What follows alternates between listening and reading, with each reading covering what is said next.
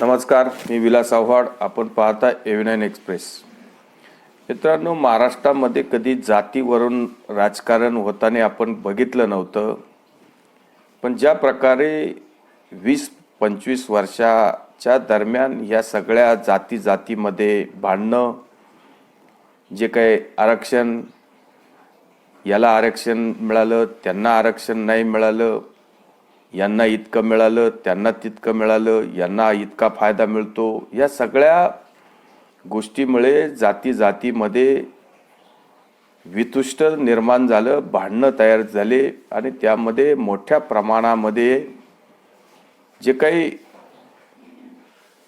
काँग्रेसमधून जे काही बाहेर पडलेले त्यावेळचे नेते शरद पवार यांनी जी काही राष्ट्रवादीची निर्मिती केली आणि तेव्हापासून जे काही महाराष्ट्रामध्ये जातीय जे काही मूळ आणि जातीयवादावरून जे काही भांडणं जातीमध्ये असतील, धर्मांमध्ये असतील, हे वाढीस लागण्यासाठी पोषक वातावरण राष्ट्रवादीकडून तयार करण्यात आलं.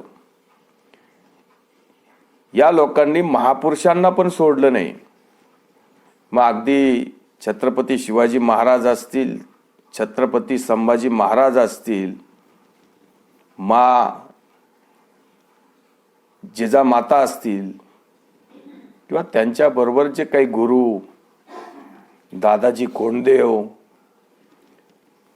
संत स्वामी रामदास स्वामी, या अक्षरशः जे काही मध्ये तर आपण ऐकलं असेल की ते छत्रपती शिवाजी महाराजांच्या समाधीच्या तिथे जे काही वाघेरा म्हणून जो काही कुत्रा ऐतिहासिक, त्याची जी समाधी होती ती सुद्धा या लोकांनी पुण्यामध्ये तोडली. दादोजी कोंडदेवांचा म्हणजे शिवाजी महाराजांचे गुरु, त्यांचा पण पुतळा हटवला. रामदास स्वामींना पण काय हे लोक बोलतात, हा सगळा इतिहास आपण पाहिलेला आहे. संत तुकारामांना सोडलं नाही, संत ज्ञानेश्वरांना सोडलं नाही.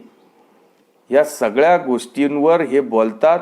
अनेक ग्रंथ आहेत, अनेक लिखाणे, रोज कोणीतरी एक लेखक होत असतो आणि तो त्याचे विचार मांडत असतो.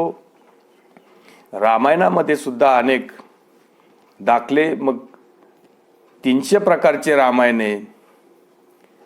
मग रामायणामध्ये रामचरित्रमानस असेल ते तुलसीदासांनी लिहिलं, किंवा वाल्मिकी रामायण असेल ते वाल्मिकी ऋषींनी लिहिलं. अनेक वेगवेगळ्या प्रकारचे दाखले असतील. माता ज्याच्या मनात जसा भाव असेल तसा देव असतो. कोणाला राम काळा दिसेल, कोणाला राम गोरा दिसेल, अन्य कोणाला वेगळा दिसेल. राम तर काय प्रत्यक्षात कुणी पाहिला नाही. त्यामुळं ज्या प्रकारची नजर, ज्या प्रकारचा भाव मनी ठेवला, त्या प्रकारचा देव आपल्या हृदयात वसत असतो. आणि देवाच्या बद्दल ज्या प्रकारचं आपण विचार करतो त्या प्रकारचं दर्शन आपल्याला देव देत असतो. त्यामध्ये कुणी कोणाच्या बाबतीत वादग्रस्त विधान करण्याची गरज नाही. पण अमक्याने अमकं लिहून ठेवले, या रामायणामध्ये तर असं म्हटले, त्याच्यात तर तसं म्हटले, या गोष्टीची चर्चा चर्वण करून फक्त काही वर्गाला खुश करण्यासाठी आणि विशिष्ट धर्माला ठेच पोहोचवण्यासाठी, टार्गेट करण्यासाठी जे काही वादग्रस्त विधानं केले जातात, हे टाळण्याची गरज आहे. आज माहोल काय, आज देशामध्ये जे काही रामाचं मंदिर होते याच्या संबंधी लोक आनंद साजरा करतात, उत्साह साजरा करतात. आणि अशा वेळेस जे काही लोकांना याच्यामध्ये जे काही विघ्न संतोषी लोक या यज्ञामध्ये सुद्धा लोक अशा प्रकारचं विघ्न टाकण्याचं काम करत असतात. आता या लोकांना कधी कधी असं वाटतं की इतकं चांगलं काम होते, देशामध्ये अतिशय चांगला माहोल आहे, मग याच्यात कुठंतरी विरजन आपण टाकायचं आणि देशामधले कायदा आणि सुव्यवस्थेची परिस्थिती खराब करायची, जेणेकरून देशामध्ये राज्यामध्ये जर परिस्थिती कायद्याची आणि व्यवस्थेची परिस्थिती खराब झाली तर सरकार बदनाम होतील, सरकारच्या विरोधात लोक मतदान करतील. कारण 4 महिन्याली लोकसभेचं इलेक्शन आहे. त्यामुळे काही लोक जातीमध्ये सुद्धा भांडणं लावण्याचं काम करत असतात. आणि ज्या प्रकारे ह्या 3 हिंदी राज्यांमध्ये मोठ्या प्रमाणामध्ये ओबीसी समाजानं भारतीय जनता पार्टीला मतदान केलं, हे सुद्धा काही लोकांच्या पोटात दुखतं. त्यामुळे आता आपल्याकडे जो काही मराठा समाजाच्या आरक्षणावरून जो काही तिढा आपल्या महाराष्ट्रामध्ये अजून सुटलेला नाही, ओबीसींचा आरक्षणामधून जी काही जरांगे पाटलांनी मागणी केली, मग आता ओबीसी आणि मराठा समाज हे समोरासमोर येऊन ठेपले अशी परिस्थिती तयार झाली. मग आता सुरुवातीला ब्राह्मण आणि मराठा वाद लावला, नंतर मराठा ओबीसी असा वाद लावला, आणि आता ओबीसी भाजप असा वाद लावण्याचा जो प्रकार सुरू आहे, जे राम आमचा होता, राम बहुजनांचा होता, राम मटण खात होता, असं म्हणून जे काही लोक कांगावा करतात, खालचे विधान करतात, हे याच्यासाठीच करतात. किंवा बहुजनांनी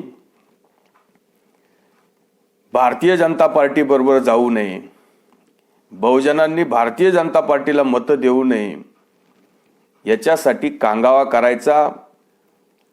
कारण आपण स्वतः ओबीसी आहोत, मग आपले ओबीसी बांधव आपल्या बरोबर येतील. कदाचित आपल्याला जर सरकारने अशा घाणेरड्या विधानावर अटक केली आणि मग त्याचा आपण फायदा उचलू, लोक आपल्या बरोबर येतील. जितेंद्र आव्हाडला का अटक झाली म्हणून लोक भारतीय जनता पार्टीच्या विरोधात मतं देतील. हे सगळे पुरोगामी डाव हे शरद पवार आखत असतात.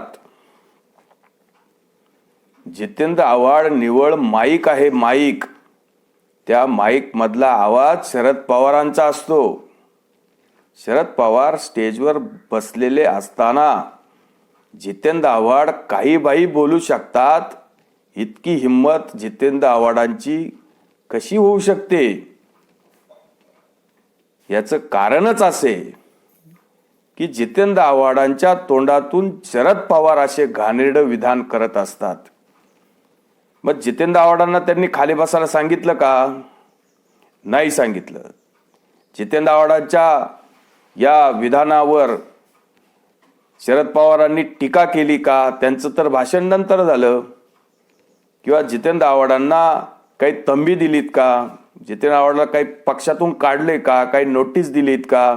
असं काहीच झालं नाही. उलट शरद पवारांनी आपल्या भाषणामध्ये गायीवर, गोमूत्र आणि वर्णव्यवस्था याच्यावर भाष्य करून अजून ज्या काही वाद सुरू आहेत त्यामध्ये तेल ओतण्याचं काम केलेले. जे आपण नेहमी आपण जे काही राष्ट्रवादीच्या तोंडून पेशवे, मग अनाजी पंत, ब्राह्मण संघ, ह्या सगळ्या गोष्टी ऐकतो. ह्या सगळ्या फक्त जातीत भांडणं लावण्याचे जे प्रकार आहेत, यांना कधीच दुसऱ्या जातीचे लोक मोठे झालेले बघवत नाही. त्यामुळं नेहमी अशा प्रकारचे लोकांना एकमेकांमध्ये वाद लावण्याचे प्रकार यांच्याकडून सुरू असतात, नेहमीच सुरू असतात. देवेंद्र फडणवीसांना त्यांच्या जातीवरून कायम हे टार्गेट करत असतात. देवेंद्र फडणवीस महाराष्ट्राचे 5 वर्ष मुख्यमंत्री झाले, हे सुद्धा त्यांना चालले नाही, कारण ते ब्राह्मण आहेत. मग त्यांना नेहमी आवारच्या भाषेमध्ये अनाजी पंत वगैरे, म्हणजे कधीतरी अनाजी पंत कोणीतरी ब्राह्मण होऊन गेला आणि तो गद्दार निघाला, म्हणजे सर्वच ब्राह्मण गद्दार निघतील, सर्वच ब्राह्मण फितूर असतील, म्हणजे सर्व जातीलाच तुम्ही टार्गेट करायचं, ही गोष्ट सुद्धा अतिशय दुर्दैवी असते. पण हे मोठे साहेब त्यामध्ये माहिर आहे. यांनी अशा प्रकारचं राजकारण करूनच जे 50 वर्षाची ख्याती यांची, की यांनी जाती जातीमध्ये भांडणं कर लावून आपला राजकारणाचा हा व्यवसाय आतापर्यंत वयाची 85 गाठली तरी सुरू ठेवलाय. आता काल परवा तर अजित पवारांनी सांगितलं की आता 85 वाल्यांनी तर खरं मार्गदर्शन करायला पाहिजे, पण 85 वाले अजूनही बी राजकारणामध्ये लुडबुडतात. आणि छगन भुजबळांनी सांगून टाकलं की राष्ट्रवादीला आता सुप्रिया सुळे पवार गटाला कोणी संपवण्याची काही वेगळी काही गरज नाही. जितेंद्र आव्हाड जोपर्यंत पवार साहेबांबरोबर आहे, सुप्रियाताई बरोबर आहे, तोपर्यंत विरोधी पक्षाला यांच्या गटाबद्दल कुणी संपवण्याची वगैरे काही गरज नाही. जितेंद्र आव्हाड अख्खा पक्ष डुबून काढतील.